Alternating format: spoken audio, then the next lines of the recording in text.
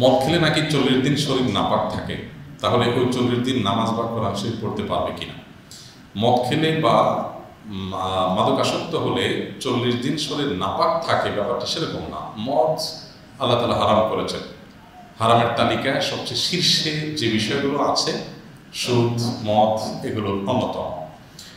তো এই মাদক যদি কেউ সেবন করে, এর ফলে যদি কেউ নেশাগ্রস্ত হয়, 40 দিন পর্যন্ত তার ইবাদতবন্দি কবুল হয় না, এরকম বর্ণনা আছে। তো এই যে ইবাদতবন্দি কবুল হয় না, দোয়া কবুল হয় না, এই কবুল না হওয়ার মানে হলো তিনি তার দায়িত্ব পালন করবেন, আল্লাহর কাছে সেটা অ্যাকসেপ্টেবল হবে না। এর মানে এই না যে সে নামাজ পড়বে না, সে তার দায়িত্ব ঠিকই পালন করতে হবে, তাকে ঠিকই নামাজ পড়ে যেতে হবে। কবুল করা না করা আল্লাহ জিম্মাদারি, এবং তওবা করতে হবে যাতে করে আল্লাহর কাছে এটা কবুলযোগ্য হয়। যদি সে তওবা করে, আশা করা যায় আল্লাহ তাআলা কবুল করবেন। তবে হাদিসে যেটা আছে সেটা শরীর নাপাক হওয়ার কথা হাদিসে নাই, যে মদ পান করলে 40 দিন শরীর নাপাক হয়ে যায়, এই কথা নাই। মদ পান করা হারাম, সেটা বলাই বাহুল্য, এবং ভয়ঙ্কর হারাম। এরপরে ইসলামের দণ্ডবিধিতে শাস্তির বিধান আছে। ইসলামের সব হারামের জন্য কিন্তু শাস্তি নেই। একজন গান শুনেছে, ইসলামের দণ্ডবিধিতে কোনো শাস্তির বিধান রাখা নেই, কারণ গান শুনে সে পাপ করছে, সে আল্লাহর সাথে বুঝবে। মাদক আসক্ত হয়ে সে মানুষ খুন করবে, মাদক আসক্ত হয়ে সে স্ত্রীর প্রতি জুলুম করবে, মাদক আসক্ত হয়ে সমাজকে নষ্ট করবে। এই জন্য তার জন্য শাস্তি রেখেছে ইসলামের বিচার ব্যবস্থা বা দণ্ডবিধি। সেই জন্য মাদকাসক্ত হওয়া হারাম। যদি মাদকাসক্ত হয়, নেশাগ্রস্ত হয়, তাহলে 40 দিন পর্যন্ত তার এই যে ইবাদতবন্দি কবুল হবে না, এই কথা আছে, কিন্তু শরীর নাপাক হওয়ার কথা নেই। তবে হ্যাঁ, এটা তো অপবিত্র, অতএব অপবিত্র জিনিস পান করার কারণে সেটা তো হারামে লিপ্ত হয়েছে, নিজেকে নাপাক করেছে। মানে এই না যে এখন আর তার নামাজ পড়া যাবে না, বরং তার যখন সেন্স ফিরে আসবে, আরো বেশি করে নামাজ পড়বে, আল্লাহর কাছে সালাতুত তাওবা পড়বে, মাপ চাইবে যে সে অন্যায় করছে আর যেন না করে। আল্লাহ তাআলা আমাদেরকে সমস্ত হারাম থেকে বেঁচে থাকার তৌফিক দান করুন। আমি একজন জেনারেল লাইনের স্টুডেন্ট, বিয়ের জন্য দিনদার পাত্রী খুঁজছি। দিনদার পাত্রী কোথায় পাবো বা খোঁজ করবো? দিনদার পাত্রী কোথায় পাবেন এটা আমি কোত্থেকে বলবো? আমার তো কোনো ম্যারেজ মিডিয়া নাই যে বলবো ঠিক আছে আসেন আমার ম্যারেজ মিডিয়াতে নিয়ে যাই। আলহামদুলিল্লাহ আজকাল অনেক সোশ্যাল মিডিয়াতে বা অনলাইনে অনেকগুলো প্ল্যাটফর্ম আছে, ভালো ভালো ম্যারেজ মিডিয়া, অনেক ইয়াংরা, তরুণরা এরকম অনেকগুলোকে ম্যানেজ করে। সেখানে দিনদার লোকজনের সিভি আদান প্রদানের ব্যবস্থা আছে। বিশ্বস্ত, রিলায়েবল এরকম প্ল্যাটফর্ম খুঁজে বের করবেন। আর ভালো পাত্র, ভালো পাত্রী খোঁজার একটা ভালো বুদ্ধি হলো ভালো চেইন। আপনি যে দিনদারদের একটা সার্কেলে থাকবেন, সেই সার্কেলে ম্যান টু ম্যান আপনি যোগাযোগ করে মানুষের চেনে খুঁজলে সবচেয়ে ভালো হয়। কিন্তু মুশকিল হলো দিনদারের ডেফিনেশনটা কি? মেয়ে বোরকা পরে, ছেলে নামাজ পড়ে আর দাঁড়িয়ে রাখে, এটাই কি ধার্মিকতা? না। প্রকৃত ধার্মিকতা হলো ছেলে হোক আর মেয়ে হোক, আল্লাহর সামনে সে নিজেকে পরিপূর্ণভাবে সুপর্দ করেছে কিনা, যে কোরআন শুনছে, হাদিস শুনছে, আল্লাহ এবং তার রাসূল সাল্লাল্লাহু আলাইহি ওয়াসাল্লামের আদেশ এসে শুনছে, নিজেকে সঁপে দিছে, আর কথা বাড়ায় নাই সামনে। এইরকম মানুষ যদি হয়, সে হলো আসল দিনদার। তার ধরা যাক একটা বিষয় নিয়ে সে প্রচন্ড জেদ ধরেছে, কিন্তু যখনই কোরআন হাদিস শুনছে সাথে সাথে সে আত্মসমর্পণ করছে, এই মানুষটা হলো সত্যিকারের দিনদার। বহু লোক আছে, দাঁড়িয়ে আছে, টুপি আছে, নামাজও পড়ে, কিন্তু চিটারি করে, কোনো খারাপ কাজ করে। অনেক মেয়ে আছে, বোরকা আছে, নামাজ পড়ে, কিন্তু এমন বদমেজাজ, আসলে দিনদারি বোঝে না, কেন বদমেজাজি কোনো শরীরে জায়েজ নেই, কিন্তু সে করতেছে, তার ভিতরে কোনো প্রায়শ্চিত্ত নেই। এই জন্য প্রকৃত দিনদারি হলো আল্লাহর কাছে নিজেকে পরিপূর্ণভাবে সুপর্দ করে কিনা। মানুষের ব্যক্তিগত নেচারগুলো, অভ্যাসগুলো, এগুলো সিভিতে লেখা থাকে না, এগুলো এক দু মিনিটের কথা বোঝা যায় না। এই জন্য ভেতর থেকে খবর নিতে হয়। এই মেয়েটার সাথে উঠা বসা করেছে দীর্ঘ সময়, এরকম বিশ্বস্ত, নির্ভরযোগ্য, বিচক্ষণ মানুষদের সার্টিফিকেট নিতে হয়, যে কেমন দেখেছে তারা, কোন ক্যাটাগরি তাকে পেয়েছে, তার নেচার কি, তার প্রকৃতি কি, এরপর আল্লাহর উপর ভরসা করে আগাইতে হয়। একজন মুসলমানের সবচেয়ে বেশি ক্ষতিগ্রস্ত হয় কোন গুনাহের মাধ্যমে? সবচেয়ে বেশি ক্ষতিগ্রস্ত হয় মুসলমান শিরকের মাধ্যমে। শিরকে যদি লিপ্ত হয়, তখন তার ঈমানটাই নষ্ট হয়ে যায়। ক্ষতিগ্রস্ত হওয়া বলতে তার নামে কাটা চলে যায় যখন সে শিরকে লিপ্ত হয়। আল্লাহ বলেছেন, ইন্না শিরকা লাযুলমুন আযীম, মহা অপরাধ হলো আল্লাহর সাথে শিরক করা। আমরা আল্লাহর সাথে নানাভাবে শিরক করে থাকি। দেখা যায় যে আমি সিজদা আল্লাহকে দিচ্ছি, কোনো কবর, কোনো মাজারে গিয়ে আমি কপাল রাখলাম, সিজদা করলাম, তাহলে যে সিজদা শুধু আল্লাহকে দেওয়ার কথা সেটা আমি মাজারেও দিচ্ছি, এটা হলো শিরক। আমি আমার সন্তানের জন্য, আমার নিজের জন্য, আমার ব্যবসার জন্য আল্লাহর কাছে দোয়া করছি, এই দোয়াটা আমি কোনো মাজারে গিয়ে মাজারও আল্লাহর কাছে বললাম যে খাজা বাবা আপনি দেন, তখন তাকে আমি আল্লাহর স্থানে বসাইলাম, এটা হলো শিরক, আল্লাহর পার্টনার সাব্যস্ত করা। এভাবে নানাভাবে আমরা শিরকে লিপ্ত হয়ে থাকি। এই শিরকে লিপ্ত হলো আল্লাহর কাছে সবচেয়ে বড় অপরাধ। আল্লাহ বলেছেন ইন্নাল্লাহা লা ইয়াগফিরু আন ইউশরাকা বিহি, আল্লাহর সাথে শিরক করা হলে এটা আল্লাহ মাফ করবেন না। অন্য গুনাহ আল্লাহ তাআলা যাকে ইচ্ছা তাকে মাফ করবেন। হ্যাঁ, শিরক করার পর যদি তওবা করে ফিরে আসে লজ্জিত অনুতপ্ত তাকে আল্লাহ তাআলা মাফ করে দিবেন। কেন শিরক সবচেয়ে বড় অপরাধ? দেখুন, আমি প্রায় সময় একটা এক্সাম্পল দিই। ধরুন কোনো একটা অনুষ্ঠানে দেশের প্রধানমন্ত্রী আসছে, ওনার জন্য একটা চেয়ার রাখা আছে, একটা ফুলের মালা রাখা আছে, ফুলের তোড়া রাখা আছে। এখন ওনার পাশাপাশি যদি আরেকটা চেয়ার রাখা হয়, একই সাইজের একই রকমের ফুলের মালা রাখা হয়, কার জন্য? ওই এলাকার মেম্বার সাহেবের জন্য বা চৌকিদার সাহেবের জন্য। চৌকিদার সাহেব মানুষ, মেম্বার সাহেব মানুষ, দিন শেষে রাখা হলো। প্রধানমন্ত্রী যদি ওখানে আসেন এবং এটা যদি দেখেন যে ওনাকে যে যে মালা দিয়ে, যে যে তোড়া দিয়ে, যে যে চেয়ার দিয়ে সম্বর্ধনা সম্মান দেওয়া হলো, ওই এলাকার চৌকিদার সাহেবকেও সেম সেম জিনিস দেওয়া হয়েছে, বলেন প্রধানমন্ত্রীর কাছে জিনিসটা কেমন লাগবে? কেমন লাগতে পারে? এর বিপরীতে যদি এমন হতো যে প্রধানমন্ত্রীকে চেয়ার দেওয়া হয়েছে, চেয়ারটা ভাঙা, ফুলের তোড়া দেওয়া হয়েছে, ফুলের তোড়াটাতে দু একটা ফুল পচা, কোনো ত্রুটি বিচ্ছুতি আছে, অর্থাৎ ওনার সম্মানে যদি একটু কমও করে, হয়তো সেটা বকাঝকা দিয়ে, পানিশমেন্ট দিয়ে উনি এটাকে একটা পর্যায়ে মেনে নেবেন। কিন্তু তারই অধীনে চাকরি করা একজন চৌকিদার বা একজন মেম্বার বা একজন সাধারণ মানুষ, দিন শেষে দুজনই মানুষ, কিন্তু তারপরে তাকে একই রকম মর্যাদা যদি দেওয়া হয়, এটা তার জন্য বিশাল বড় অপমানের ব্যাপার হবে, ঠিক না? এটাকে উনি খুব জঘন্য অপরাধ হিসেবে নেবেন। ঠিক একইভাবে আপনি আল্লাহর কোনো আদেশ লঙ্ঘন করেছেন, কোনো নিষেধ লঙ্ঘন করেছেন, আপনি অবশ্যই অন্যায় করেছেন, আপনি শাস্তির উপযুক্ত কাজ করেছেন। তবে আল্লাহকে সেজদা দিয়ে আপনি আরেকজনকে সেজদা দিলেন। আল্লাহর একটা সৃষ্টি, এখানে তো দুইজন মানুষ, প্রধানমন্ত্রী মানুষ, তিনিও মানুষ। হতে পারে যে ওই লোকটা আল্লাহর কাছে প্রধানমন্ত্রীর সাথে বেশি প্রিয়, হতে পারে। এরপরও যদি সেটা দোষের হয়, এত বড় আইবের হয়, তাই এবার আসেন যেখানে স্রষ্টার সৃষ্টি, সেখানে সৃষ্টিকে যদি স্রষ্টার জায়গায় নিয়ে রাখেন, তাহলে সেটা স্রষ্টা সেটাকে কত খারাপভাবে নেবেন, এটা কত বড় অপরাধ হবে। আমরা অনেকে বুঝতে চাই না, মনে করি যে শিরক কেন বড় অপরাধ হয়। বড় কারণ হলো মানবতার অপমান। মানবতা, আপনি একটা মানুষ খুন করেছেন, আপনি অপরাধ করেছেন, আপনি অন্যায় করেছেন, কিন্তু আল্লাহর সাথে শিরকে লিপ্ত হয়েছে, তার চেয়ে বড় অন্যায় করেছেন। কেন? কারণ এটা আপনি মানব জাতিকে অপমান করেছেন, ছোট করেছেন, যে মানুষের এই ললাট তার সৃষ্টিকর্তা ছাড়া আর কারোর সামনে নত হবে না। আপনি একটা ক্ষুদ্র সৃষ্টি, আল্লাহর একটা সৃষ্টি, সে যেই হোক না কেন, তার সামনে মাথা নত করে গোটা মানব জাতিকে কি করলেন? অপমান করলেন। আরো বহুবিধ কারণ আছে। এই জন্য শিরক হলো এমন অপরাধ যেটার দ্বারা মানুষ সবচেয়ে বেশি ক্ষতিগ্রস্ত হয়। শিরকের পর সবচেয়ে বেশি ক্ষতিগ্রস্ত হয় যে অপরাধের দ্বারা, সেটা হলো বান্দার হক নষ্ট করলে। এটা রিকভার করার সুযোগ খুব কম থাকে। দুনিয়াতে যদি নগদে করতে পারে ভালো, মৃত্যুর পর এটা রিকভারের সম্ভাবনা খুবই কম থাকে। এই জন্য মানুষের হকের ব্যাপারে মানুষের খুব বেশি সাবধান থাকতে হয়। অবশ্য এরপরে ইমানের পর নামাজের গুরুত্ব আসে, ওজন্য অতএব নামাজ নষ্ট করলে এরকম অপরাধী হয়, কিন্তু নামাজ নষ্ট করলে আল্লাহর কাছে মাফ পাওয়ার সুযোগ আছে। বান্দার হকেরটা সুযোগ একেবারে ক্ষীণ। আমার মনে বিভিন্ন সময় আল্লাহ ও নবীকে নিয়ে উল্টাপাল্টা চিন্তা আসে। প্রশ্ন হলো, এই ধরনের চিন্তা ভাবনা আসা কিসের লক্ষণ? আমার করণীয় কি? এটা লক্ষণ ভালো, কারণ মনের ভিতরে আল্লাহ বা তার রাসূলকে নিয়ে বাজে চিন্তা আসলে এটার লক্ষণ হলো আপনার মধ্যে ঈমান আছে। লক্ষণ হলো আপনার ভিতরে কি আছে? ঈমান আছে। একটু বেখাপা লাগতেছে না? নবী করিম সাল্লাল্লাহু আলাইহি ওয়াসাল্লামের কাছে এই একই প্রশ্ন করা হয়েছিল। তিনি উত্তরে সাহাবীকে বলেছেন, যাকা নফসুল ঈমান আও কামা ক্বালা নবী সাল্লাল্লাহু আলাইহি ওয়াসাল্লাম। তিনি বলেছেন এটাই তো ঈমান, যে তোমার ভিতরে বাজে চিন্তা আসছে, এটা নিয়ে তুমি পেরেশান হয়ে গেছো, যে এটা প্রমাণ করতেছে তোমার ভিতরে আল্লাহর প্রতি ঈমান আছে। শয়তান তোমাকে পুশ করাতে চাচ্ছে, তুমি সেটাকে নিতে চাচ্ছ না, এটা তোমার ঈমানের একটা প্রমাণ। যে ঘরে টাকা থাকে সে ঘরেই চোর যায়। কোনো অমুসলমান কোনোদিন বলবে না, কোনো কাফির কখনো বলবে না যে আমার মনের মধ্যে আল্লাহকে নিয়ে বাজে চিন্তা আসে, কারণ তার ভিতরে তো ঈমানই নেই। যার ভিতরে ঈমান আছে, শয়তান তার মনের ভিতরে বাজে চিন্তা পুশ করতে চায়, এটা মনে হয় তার খারাপ লাগে, কষ্ট লাগে, তখন সে আল্লাহর কাছে পানা চাইবে, আউযু বিল্লাহি মিনাশ শাইতানির রাজীম, বাম দিকে প্রতীকী থুতু ফেলবে, আমানতু বিল্লাহি ওয়া রাসূলিহি পড়বে। ইনশাআল্লাহ এই তিনটা আমল করলে তার ওই ওয়াসওয়াসা দূর হয়ে যাবে। আউযু বিল্লাহি মিনাশ শাইতানির রাজীম, শয়তান যদি কুমন্ত্রণাগুলো দেয়, যেন আল্লাহর কাছে পানা চাইতে হবে। আর বাম দিকে প্রতীকী থুতু, বাম দিক থেকে সাধারণত এই জাতীয় অ্যাটাকগুলো শয়তান করে, প্রতীকী থুতু।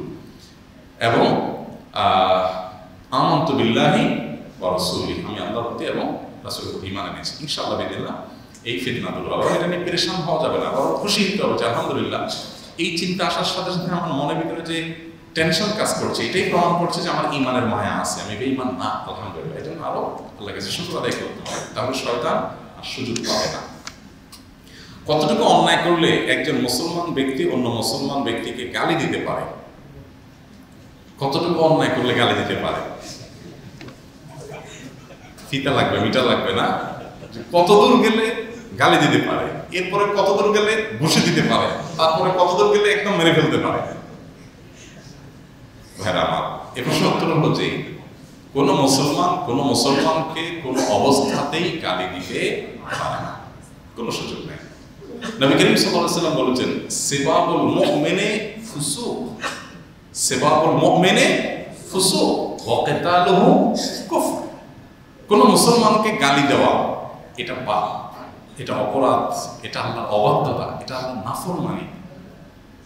আমরা অনেকেই অবলীলায় গালি দিচ্ছি, বিশেষ করে সোশ্যাল মিডিয়াতে ঢুকলে সুবহানাল্লাহ ইসলামিক গালি আছে, মানে ইসলামের স্বার্থে গালি আছে। আল্লাহ তাআলা আমাদেরকে হেফাজত করুন।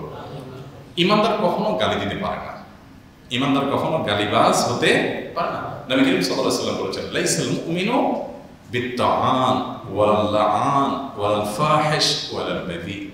ঈমানদার কখনো অভিসম্পাত করবে না, মানুষকে বদদুয়া দিবে না, তারপরে যে গালিগালাজ করবে না, হ্যাঁ, এবং অশ্লীল কিছু বলবে না, নিচু কথা বলবে না, এগুলো ঈমানদারের শান না।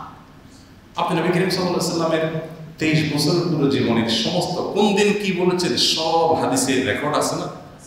একটা হাদিস দেখাইতে পারবেন আপনি যে আবু জাহাল, আবু লাহাব, ইসলামের দুশমন, কাফির, কাট্টা, খারাপ লোক, এদের কাউকে নবী সাল্লাল্লাহু আলাইহি ওয়াসাল্লাম গালি দিয়ে বলেছেন অমুকের বাচ্চা, বাত্তমু, এরকম কিছু বলেছেন দেখাতে পারবেন? কোনো দিন বলেন নাই নবী করিম সাল্লাল্লাহু আলাইহি ওয়াসাল্লাম জীবনে কোন সাহাবী। এবং নবী সাল্লাল্লাহু আলাইহি ওয়াসাল্লাম বলেছেন এটা শুধু তার সাথে শুধু তাই না, কোনো ঈমানদার এটা করতে পারে না। যদি কেউ করে তাহলে বুঝতে হবে তার ঈমানের মধ্যে কি আছে, ঝামেলা আছে। আমরা অনেকেই ধরেন একজন নায়িকা, একজন গায়িকা যারা সমাজে অশ্লীলতা ছড়াচ্ছে, তাদের অনেক দোষ আছে। ধরলাম যে কোনো একটা বিশেষ কারণে সে অনেক বেশি অপরাধ তার প্রকাশ পেয়েছে, তার ফেসবুক পোস্টের নিচে যায় বিসমিল্লাহ বলে এটা গালি দিয়ে দিলেন। বিসমিল্লাহ বলে গালি দেওয়া বলতে মানে ইসলামের কাজ মনে করে এটা গালি দিয়ে দিলেন। কাজটা কি ভালো করলেন না খারাপ করলেন? দেখতে মনে হচ্ছে ভালো করলেন। হ্যাঁ, আপনার যদি মনে হয় যে তার একটা অন্যায় কাজের বিরুদ্ধে আপনি বলবেন, খুব সুন্দরভাবে যুক্তি দিয়ে পারলে প্রতিবাদ করেন, আর না পারলে চুপ থাকেন। নবী করিম সাল্লাল্লাহু আলাইহি ওয়াসাল্লাম বলেছেন, তোমাদের কেউ যদি কিছু বলে ফালিয়াকুল খায়রা আও লিয়াসমুত, কেউ কিছু বলতে চাইলে সে হয় ভালো কিছু বলবে, আর চুপ থাকবে, তার মুখ দিয়ে খারাপ কিছু যেন না আসে। এত গালিগালাজ সোশ্যাল মিডিয়াতে। আমার জানা নাই যে আমাদের দেশের মানুষের মতো আমরা যত ফেসবুকে গালিগালাজ করি, রাজনৈতিক গালি আর ধর্মীয় গালি প্রতিপক্ষ পাইলেই হল, এত গালিগালাজ পৃথিবীতে আর কোনো দেশের মানুষ করে কিনা আমার জানা নেই। এটাতে যদি কম্পিটিশন হয় আমার মনে হয় আমাদের দেশ 1 নম্বর হবে, মনে হয় আমরা 1 নম্বর স্থানে চলে যেতে পারবো। আল্লাহ তাআলা আমাদেরকে হেফাজত করুন। ভাইরা আমার, আল্লাহর ওয়াস্তে জীবনে কখনো কাউকে গালিগালাজ করবেন না, কটু কথা বলবেন না, কোনো দিন না ভাই, যত যাই হোক যুক্তি দিয়ে পারলে বলবেন, সুন্দর করে পারলে বোঝাবেন, আর না হলে চুপ থাকবেন। খবরটা নিজের জবান নষ্ট করবেন। আল্লাহ বলেছেন, মা ইয়ালফিযু মিন কাওলিন ইল্লা লাদাইহি রাকীবুন। কোনো মানুষ তার মুখ দিয়ে যাই বের হয় তার সব আল্লাহর কাছে ফেরেশতারা সংরক্ষণ করেন। অতএব কি বলছেন এর জন্য কিন্তু জবাবদিহি করতে হবে। নবী করিম সাল্লাল্লাহু আলাইহি ওয়াসাল্লাম বলেছেন, কিয়ামতের ময়দানে অনেক আমল করে আসা মানুষ ভিখারি হবে কিভাবে? যখন সে কাউকে গালি দিয়েছে, খারাপ কথা বলেছে, আল্লাহর কাছে বিচার পাবে। দুনিয়াতে বিচার নাই, আল্লাহর কাছে বিচার হবে। পাওনাদার হাজির হবে, বলবে আল্লাহ অমুক আমাকে গালি দিয়েছে, আমাকে আঘাত করেছে। তখন আল্লাহ তাআলা তার নেক আমল তাকে দিয়ে তার দেনা পরিশোধ করবেন। একসময় সব নেক আমল শেষ হয়ে যাবে, কিন্তু এত গালি দিয়েছে জীবনে যে পাওনাদার শেষ হয় নাই, তখন জাহান্নামে চলে যাবে সমস্ত নেক আমল দিয়ে। এই জন্য ভাই, নিজের কষ্ট করা আমলগুলো যদি কাউকে না দিতে চান তো জীবনে কাউকে গালি দিবেন, সে যেই হোক, যত খারাপ কাজই হোক, আপনি মুখ দিয়ে খারাপ কথা বলবেন না। ঈমানদার কখনো এই ফালতু কাজ বা নিকৃষ্ট কাজ করতে পারে না। তো আপনি যে লিখেছেন কতটুকু অন্যায় করলে গালি দেওয়া যায়, এমন কোনো অন্যায় নাই যেটা করলে গালি দেওয়া যায়। এমন কোনো অন্যায় নেই। এমন কোনো আমল আছে কিনা যেটা প্রতিদিন করলে জীবনটা বরকতময় হবে, কল্যাণময় হবে এবং রিজিক বৃদ্ধি পাবে? অন্যতম প্রধান আমল হলো তাকওয়া অবলম্বন করা। আল্লাহ কোরআনে বলেছেন, ওয়ালাউ আন্না আহলাল কুরআ আমানু ওয়াত্তাকাউ লাফাতাহনা আলাইহিম বারাকাতিম মিনাস সামা। যদি কোনো জনপদের লোক ঈমান আনার পর তাকওয়া মেইনটেইন করে, তাকওয়া অবলম্বন করে, আল্লাহ বলেছেন আসমান থেকে আমি তাদের জন্য বরকতের দুয়ারগুলো সব ওপেন করে দেব, অনেক দরজা ওপেন করে দেবেন। তাকওয়া কি? আল্লাহর ভয়ের চেতনা থেকে হালাল হারাম, আল্লাহর আদেশ নিষেধ এগুলোকে মেনটেন করে চলা, হারাম থেকে বেঁচে চলা আর হালাল কাজগুলো বা ফরজ কাজগুলো করে চলা। আমি যেটা হারাম সেটা তার কাছে যাবো না, যেটা নির্দেশ করেছেন অবশ্যই সেটা আমি করব। এই মানসিকতা যদি থাকে এবং এটা যদি নিয়মিত মানুষ চর্চা করতে থাকে, আল্লাহ তাআলা তার জীবনে বরকত দেবেন ইনশাআল্লাহ। বরকতের 10টি চাবি আছে কোরআন হাদিসের আলোকে। এটা নিয়ে আমাদের একটা ভিডিও বছর 10-12 বছর আগের একটা ভিডিও অনলাইনে আছে, বরকতের 10টি চাবি। এটা সৌদি আরবে আমি যখন ছিলাম তখনকার ভিডিও, অনলাইনে এখন আমাদের পেজের চ্যানেলে আছে, ওটা দেখে নিতে পারেন। কিন্তু মৌলিক এবং প্রধান শুধু একটা বললাম যে বরকতের প্রধান চাবি হলো তাকওয়া অবলম্বন করা। তাকওয়া অবলম্বন করতে থাকেন, আল্লাহ তাআলা বরকত দিবেন ইনশাআল্লাহ তাআলা। বাবা যদি আকিকা দিতে সক্ষম না হন, তাহলে বাবার বদলে অন্য কেউ কি আকিকা দিতে পারবে? আকিকা কোনো বাবা আর্থিক কারণে দিতে পারছেন না, যদি বাচ্চার নানা, বাচ্চার দাদা বা অন্য কোনো XYZ যে কোনো ব্যক্তি বলেন বাচ্চার বাবাকে যে তোমার ছেলের আকিকা আমি দিয়ে দিচ্ছি, তাহলে বাবার তরফ থেকে তিনি দিতে পারেন। কিন্তু আকিকাটা মূলত বাবার উপরে বর্তা। আর্থিক যে কোনো ইবাদত একজন আরেকজনেরটা করে দিতে পারেন, তার তরফ থেকে করে দিতে পারেন। বোঝাতে পারছি? আমি হজ করব, একজন এসে আমাকে টাকা দিয়ে বললো যে আমি টাকা দিয়েছি আপনি এটা হজ করেন, তাহলে তিনি টাকা দিয়ে আমাকে হেল্প করেছেন, তিনি আমার কাছে সওয়াব পাবেন। বাট আর্থিক ইবাদত যেহেতু টাকাটা তিনি জোগান দিয়েছেন, আমি হজ করলাম, জায়েজ আছে। আমার ছেলে আকিকা দিব টাকা নেয়, কেউ একজন এসে আমাকে বললো এই নেন ছাগল কেনার টাকা, আপনি আকিকা দেন, তা আমি এটা দিয়ে আকিকা দিলাম, জায়েজ আছে। ইভেন কি উনি জবাই করে দিলেন, কিন্তু আমাকে জানাইতে হবে যে আপনার ছেলের আকিকা আমি দিচ্ছি, আপনার তরফ থেকে আমি দিয়ে দিচ্ছি, আদায় হবে, কোনো অসুবিধা। স্ত্রী যদি কোনো ব্যাপারে কারোর কাছে ওয়াদাবদ্ধ থাকে এবং স্বামী তা জানতে চায়, কথাটা স্বামীকে বললে ওই ব্যক্তির নিকট ওয়াদা ভঙ্গ হবে কিনা, আর যদি স্বামীকে না বলে তাহলে নিজেদের মধ্যে সমস্যা সৃষ্টি হতে পারে, এমন স্থায়ী স্ত্রীর করণীয় কি? দেখুন, স্বামী স্ত্রীর মধ্যে এতটুকু সেন্স থাকতে হবে পরস্পরের যে কারোর সাথে যদি কোনো প্রাইভেট কথার ব্যাপারে ওয়াদাবদ্ধ থাকে, ধরুন একজন মহিলাকে তার বোন বা অন্য কেউ এমন কিছু বলেছে যে তুমি কারোর কাছে বলবা না, তাহলে আমানত। তিরমিজির হাদিস নবী সাল্লাল্লাহু আলাইহি ওয়াসাল্লাম বলেছেন, ইযা হাদ্দাসা আর-রাজুলু ফালতাফাতা ফাহিয়া আমানা। কেউ তোমার কাছে কিছু কথা বললো, বলে অন্যদিক ফিরলো, এটা তোমার কাছে আমানত হয়ে গেছে, চাইলে কারোজনকে তুমি শোনাতে পারবে না। আজকাল কি হয়, আমার কাছে মেসেঞ্জারে একজন একটা ভয়েস মেসেজ পাঠাইছে, হোয়াটসঅ্যাপে, ফেসবুক মেসেঞ্জারে। আমি কি করলাম, এমন কথা পাঠাইছে যে কথাটা সে আসলে আমাকে একান্তে বলছে, আরেকজনকে হয়তো বলবে না। আমি ওটা এমন একজনের কাছে পাঠাই দিলাম যার কাছে এই সংবাদটা গেলে লোকটা মনে কষ্ট পাবে, তাই আমি আমানতের খেয়ানত করলাম। আজকাল এগুলো হয় কি হয় না বলেন? আমি ইনবক্সে আপনার সাথে একটা আলাপ করলাম, যে আলাপটা একান্ত আপনার সাথে করবো, পাবলিকলি জানাবো না। আপনি কি করলেন, স্ক্রিনশট নিয়ে ওটা পাবলিকলি জানাই দিলেন, তাহলে আমানতের খেয়ানত করলাম। এগুলো কোনো কোনো ক্ষেত্রে জায়েজ আছে, কিন্তু ব্যক্তিগত বিষয়গুলোকে মানুষকে দুর্বল করার জন্য, দুর্বল পয়েন্ট পেয়ে তাকে অপমান করার জন্য এভাবে ছড়িয়ে দেওয়া জায়েজ নাই। আজকাল এগুলো যে অপরাধ সেটা বোধটুকু পর্যন্ত হবেন নাই। তো এই জন্য স্ত্রীকে কেউ কিছু বলে যদি বলেন যে তোমার কাছে আমানত, তুমি বলবা না, স্বামী আর সেটা নিয়ে প্রিয়াপ্রি করা উচিত না যে এটা বলো, না হলে আমি মনে কষ্ট পাবো। যদি করে এটা স্বামীর মূর্খতার প্রমাণ।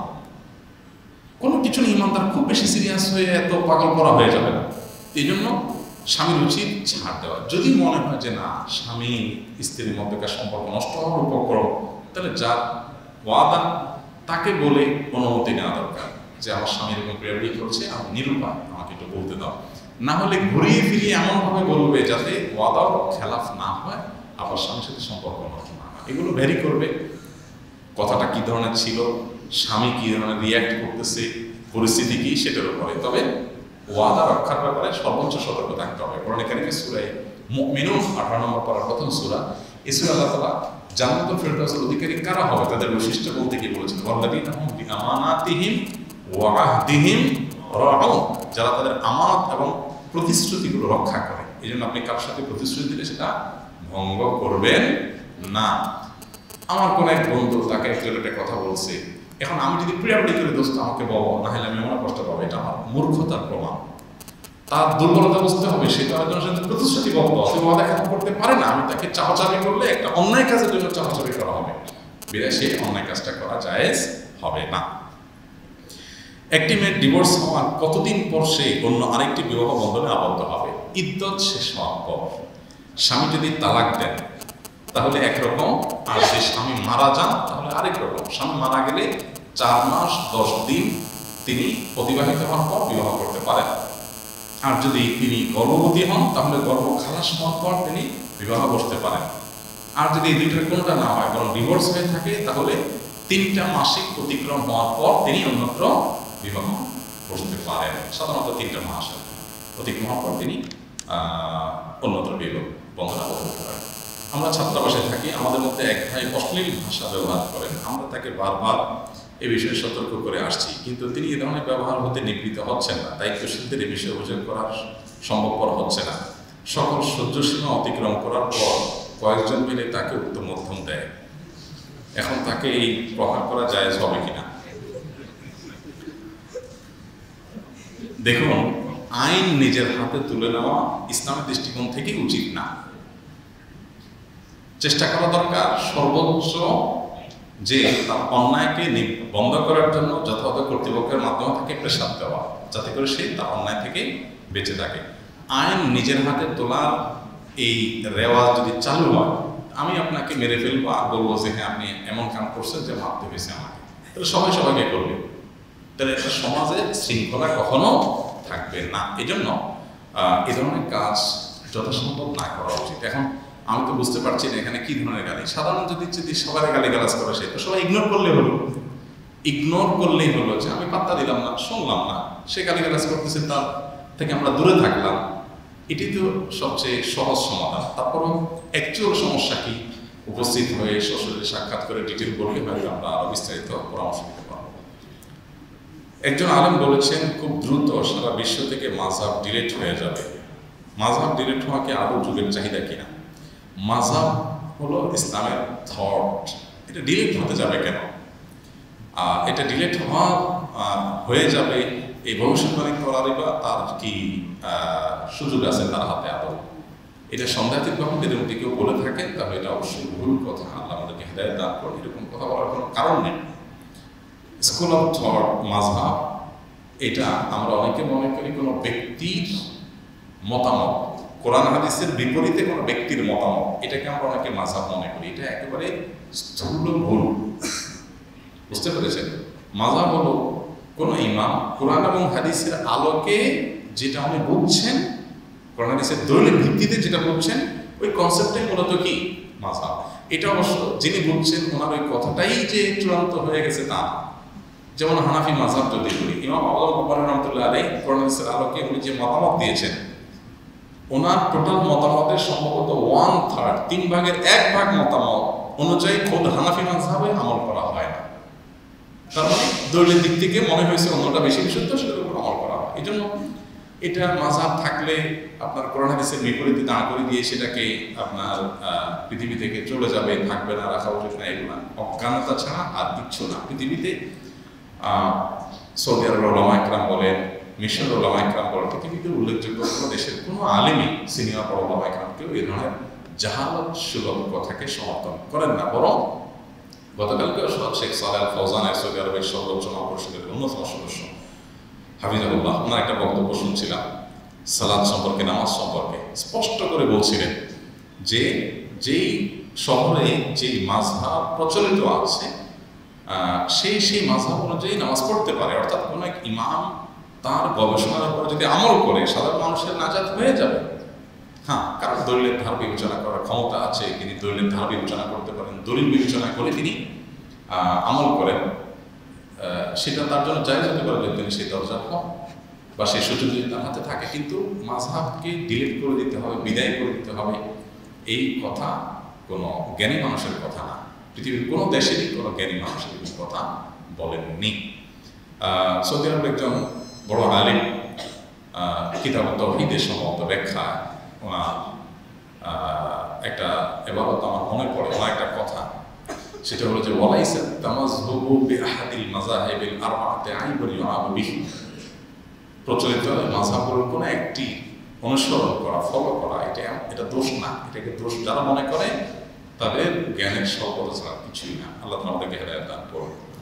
জনক ব্যক্তি দাবি করেছেন যদি কোরআন নাজিল হওয়ার ফলে রমজান মাস সৃষ্ট হয়, তাহলে রাসূল সাল্লাল্লাহু আলাইহি ওয়াসাল্লামের জন্ম মাস হিসাবে রবিউল আউয়াল মাস হলো একটা শ্রেষ্ঠ মাস।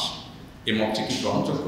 বা কোরআন শ্রেষ্ঠ মাস হওয়ার কথাটা স্বয়ং কোরআন হাদিসে আছে। রবিউল আউয়াল মাস শ্রেষ্ঠ হওয়ার বিষয়টা তো আমার যুক্তি দিয়ে আমি বললে হবে না, কোরআন হাদিসে থাকতে হবে। রমাদান সম্পর্কে রমজান সাইয়্যিদুশ শুহুর, শাহরু রমাদান আল্লাযী উনজিলা ফীহিল কুরআন, কোরআনের আয়াত, নবী সাল্লাল্লাহু আলাইহি ওয়াসাল্লামের বহু হাদিস রয়েছে। রবিউল আউয়ালের মর্যাদা নিয়ে আলাদা অন্য মাস থেকে যেটা বিশেষ মর্যাদা রাখে, এই কথা নিয়ে আলাদা কোনো হাদিস বা আয়াত নেই। তো আমি মন গড়ে তো নিজে থেকে মর্যাদা নিরূপণ করতে পারি না। মর্যাদা নিরূপণ করবেন কে? স্বয়ং আল্লাহ তাআলা, রাসূল সাল্লাল্লাহু আলাইহি ওয়াসাল্লাম। আমি নিজে নিজে মর্যাদা নিরূপণ করা কেউ না। নবী করিম সাল্লাল্লাহু আলাইহি ওয়াসাল্লামের জন্ম গোটা বিশ্বের মানুষের আনন্দের কারণ, কিন্তু তাই বলে সেটাকে আমার খেয়াল খুশি মতো যদি আমি উদযাপন করি, তাহলে সেটার নামই হবে বিদআত। ইসলামের মধ্যে মন গড়া কোনো কিছু ইসলামে গ্রহণযোগ্য না। সবকিছু হবে অথেন্টিক কোরআন হাদিসের সোর্স ভিত্তিক। নতুন নির্মিত বাড়িতে ওঠার সুন্নাহ কি? কোনো বাড়ি যদি নতুন নির্মিত হয়, তাহলে সেক্ষেত্রে সেখানে বিসমিল্লাহ পড়ে আল্লাহর নাম নিয়ে উঠবেন। কোনো সালাফ থেকে নামাজের মাধ্যমে শুরু করা প্রমাণিত আছে। এর বাইরে আলাদা কোনো আনুষ্ঠানিকতা নেই যে মিলাদ পড়তে হবে, ওদেরকে দাওয়াত দিতে হবে, হ্যাঁ, হুজুর লাগবে। অনেক সময় যেটা হয় যে আপনার কোনো বাড়িতে ওঠার সময় এলাকাবাসী আত্মীয়স্বজনকে দাওয়াত দিয়ে খাওয়া দাওয়া করা হয়, এটা নিছক আঞ্চলিক কালচারের অংশ হিসাবে জায়েজ আছে, বাট শরীয়তের কোনো নির্দেশ না, সেটা মাথায় রাখতে হবে। আমার শ্যালক আসন্ন এইচএসসি পরীক্ষার্থী, সে মেধাবী ছাত্র, কিন্তু ইদানিং পড়াশোনা বন্ধ করে দিয়েছে। কারণ জিজ্ঞাসা করলে সে বলে তার প্রস্তুতি ভালো না, এবার পরীক্ষা অংশগ্রহণ করবে না, আগামীবার ভালোভাবে প্রস্তুতি নিয়ে পরীক্ষা দিবে। সে এখন শুয়ে বসে অলস সময় কাটায়। তাকে অনেকভাবে বোঝানোর চেষ্টা করা হলো, সে উল্টা মেজাজ দেখায় এবং বাড়ি থেকে বের হয়ে যাবে বলে। অনেকে বলেছে সে ব্ল্যাক ম্যাজিক বা কালো জাদুর শিকার। কালো জাদু থেকে পরিত্রাণের উপায় কি? এই পরিস্থিতিতে নির্ভরযোগ্য রাকির সন্ধান এবং আমার জন্য সুনির্দিষ্ট কোনো কিতাবের সন্ধান। দেখুন, সোশ্যাল মিডিয়াতে অনেকগুলো প্ল্যাটফর্ম পাওয়া যায়, ফেসবুক ইত্যাদিতে, রুকিয়া সাপোর্ট গ্রুপ, এই সমস্ত গ্রুপগুলোতে অনেক পরামর্শ পাবেন এবং রাকিদের তথ্য পাবেন। সেখান থেকে আপনি অবশ্যই নির্ভরযোগ্য রাকি যারা শুধু কোরআন হাদিসের আয়াত পড়ে ঝাড়ফুঁক করে বা সুন্নাহসম্মত পদ্ধতিতে ঝাড়ফুঁক করে, শুধু তাদেরকে আপনি অনুসরণ করতে পারেন। নিজে সেলফ রুকিয়াও আইডিয়া পাবেন এই সেলফ রুকিয়া অ্যাপস বা রুকিয়া সাপোর্ট গ্রুপগুলোতে। অতএব সেগুলো স্বর্ণাপন্ন হতে পারেন। এছাড়া নিজের আশেপাশে পরিচিত কোনো রাখি সন্ধান আপনি আশপাশে আলেম ওলামা ইমামদের সাথে যোগাযোগ করে নিতে পারেন, তবে তিনি যেন সুন্নাহসম্মত ঝাড়ফুঁক করেন, কোরআন হাদিসের আয়াত দিয়ে দোয়া দিয়ে শুধু ঝাড়ফুঁক করেন। এটা আপনাকে মাথায় রাখতে হবে, কোনো মন্ত্রতন্ত্র যেন না পড়েন, এটা খেয়াল রাখতে হবে। আর এছাড়া এই ছেলেকে কোনো আপনার সাইক্লিস্টকে দেখান, হ্যাঁ, কোনো সাইক্লিস্টের সাথে দেখায় যদি তার সাথে কাউন্সিলিং করাতে পারেন, হয়তো তার কোনো প্রকার আসবে ইনশাআল্লাহ। আর দেখেন অন্য কোনো রোগ ধরছে কিনা, বিয়ের রোগ ধরছে কিনা দেখেন। আমি হিফজ মাদ্রাসার শিক্ষকতা করি, আমার বয়স 20 বছর। আমি বিবাহিত, একজন ছেলে আছে 1 মাসের। আমার পরিবারে আমার মা বাবা দাদি ও ছোট 2টি বোন আছে। আমার প্রশ্ন হলো, আমার পরিবারের মা বাবা দাদি 2 বোন ও আমার স্ত্রী সন্তানের জন্য আমার করণীয় তথা পরিবারের কার কতটুকু হক আছে, মেহরবানি করে বিস্তারিত জানাবেন। বিস্তারিত বলা তো আসলে কঠিন, সময় অল্প, কারণ প্রশ্ন দীর্ঘ আলোচনা করার মতো প্রশ্ন, এটার উত্তরে সংক্ষেপে শুধু এটুকু বলবো যে যারা মাদ্রাসা শিক্ষকতা করেন, বিশেষ করে হিফজখানা শিক্ষকতা করেন, মানে আবাসিক শিক্ষক, নিশ্চয়ই আপনি আবাসিক শিক্ষকতা যারা করেন, তারা ফ্যামিলিকে সাথে রাখার চেষ্টা করবেন। মুশকিল হলো এত অল্প বেতন থাকে যে ফ্যামিলিকে সাথে নিয়ে থাকাটা কঠিন। তো এই জন্য যারা মাদ্রাসা কর্তৃপক্ষ আছেন, মাদ্রাসা কমিটির লোকজন আছেন, প্রিন্সিপাল আছেন, তাদের দায়িত্ব হলো এই ধরনের যারা আছেন হিফজখানা শিক্ষক বা অন্যান্য গুরুত্বপূর্ণ আবাসিক দায়িত্ব পালন করেন, তাদের পরিবার সাথে থাকার ব্যবস্থা যেন হয়। যদি না থাকে তাহলে দ্রুততম সময় পরিবারের কাছে নিয়মিত যাওয়ার সুযোগ থাকা উচিত, না হলে বহু অনাচারের পতনমুক্ত হয়। নিয়মিত সপ্তাহে বা 2 সপ্তাহে তাদেরকে ছুটির ব্যবস্থা করা দরকার। এক্ষেত্রে আপনার যদি আর্থিক সঙ্গতি থাকে আর বাবা মার যদি টানাটানি থাকে, তাদের যা আছে তা দিয়ে তাদের মাস চলে না, সংসার চলে না, এদিকে আল্লাহ আপনাকে যা দিয়েছেন তা আপনার স্ত্রীর মৌলিক ভরণ পোষণ দেওয়ার পর তাদেরকে দেওয়ার মতো সুযোগ থাকে, তাহলে আপনার উপরে স্ত্রীর ভরণ পোষণের পাশাপাশি বাবা মার ভরণ পোষণের জন্য অর্থ করে দেওয়া কর্তব্য। আর যদি এমন হয় যে বাবা মার যা আছে তা দিয়ে তারা চলেন, তাহলে আপনার উপরে ফরজ থাকে না, তখন নফল হয়ে যায়, তখন বাবা মার জন্য আপনি যা পাবেন তৌফিক অনুযায়ী আর্থিকভাবে খেদমত করবেন। আর হেফজখানা থেকে যখন ছুটি পাবেন, মাদ্রাসা থেকে যখন ছুটি পাবেন, তখন কি বাবা মার সেবা করা, তাদের প্রতি সৌহার্দ্য, আপনার ভালোবাসা, এগুলো প্রদর্শন করবেন, ইহসান করবেন। আর স্ত্রীর প্রতি আপনার কর্তব্য তো একেবারে দিনের আলো মতো পরিষ্কার, তার ভরণ পোষণ দেওয়া সহ তিনি যেখানে থাকুন না কেন নিরাপত্তার সাথে, পর্দার সাথে যেন থাকতে পারেন, তার ব্যক্তিত্ব, প্রাইভেসি যাতে ঠিক থাকে, সে বিষয়ে আপনার লক্ষ্য রাখতে হবে। সেই সাথে আপনার নিজের এবং তার উভয় চরিত্রের হেফাজতের জন্য যে জিনিসটি বলেছি, যে হয় সাথে থাকা, আর না হলে নিয়মিত বিরতিতে সাক্ষাৎ করা, তাকে সময় দেওয়া, এটা আমাদের কর্তব্যের অংশ। আজকাল অনেকে আমরা নানা ব্যস্ততায়, মোবাইল ফোন ইত্যাদিতে আমরা ব্যস্ত থাকি, আমাদের পরিবারকে সময় দেই না। অনেক দিনদার মানুষও আছেন, নামাজ কালাম পড়েন, কিন্তু ফ্যামিলিকে সময় দেন না। এটা গুনাহের কথা। মেয়েদের মধ্যে যেমন ত্রুটি আছে, ছেলেদের মধ্যে ত্রুটি আছে, এটা খুবই গর্হিত কাজ।